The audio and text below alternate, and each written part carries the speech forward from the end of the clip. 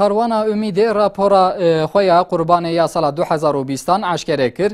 Karwana Ümidê bi temaya bila qurbanê we bibe hêvî û umîd goştê qurbanê yên ku hatibûn dayîn belayê bi 10,000 malbatên feqîr yên Tirkiyeyê û welatên dinyayê kir.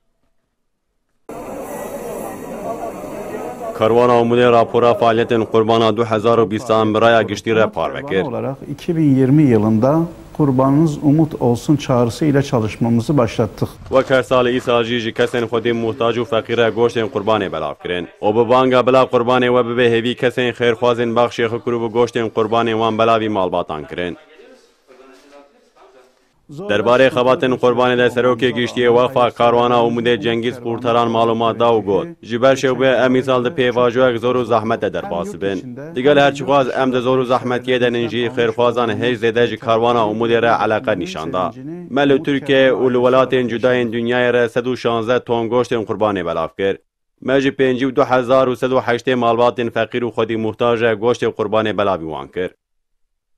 Qurtaran ifade kir em ji endam û dildarên xwe re teşekkür dikin. Qurban ji kesên êtîm, xwedî muhtac û ji talebên medreseyan re bû hêvî.